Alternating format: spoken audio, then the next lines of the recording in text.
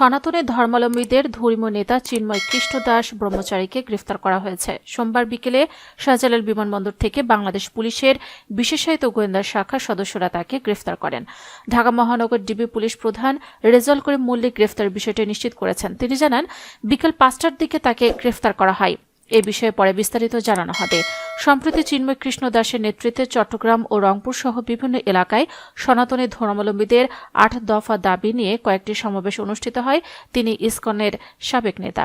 ইসকনের কার্যনির্বাহী কমিটির এক সদস্য নাম প্রকাশ না করার শর্তে বলেন, শুনেছি চিন্ময় কৃষ্ণ দাসকে বিমানবন্দর থেকে তুলে নেওয়া হয়েছে, তবে কারা নিয়েছে সে বিষয়ে আমরা স্পষ্ট না। তিনি আরও বলেন, চিন্ময় কৃষ্ণ দাসকে শৃঙ্খলা ভঙ্গের দায়ে গত জুলাইয়ের ইসকন থেকে বহিষ্কার করা হয়েছে।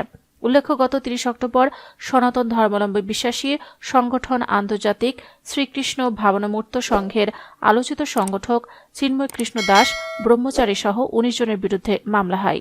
মোহাম্মদ ফিরোজ খান নামে এক ব্যক্তি বাদী হয়ে নগরীর কোতোয়ালি থানায় মামলাটি করেন।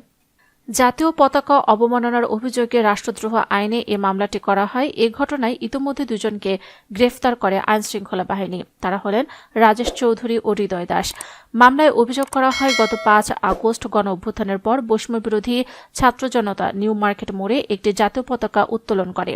গত ২৫ অক্টোবর লালদিঘি মোড়ে সমাবেশের দিন ওই পতাকার ওপর সাম্প্রদায়িক ধর্মীয় গোষ্ঠী ইসকনের গেরুয়া রঙের ধর্মীয় পতাকা উত্তোলন করে স্থাপন করে দেওয়া হয়, যা রাষ্ট্রের অখণ্ডতাকে অস্বীকার করার শামিল।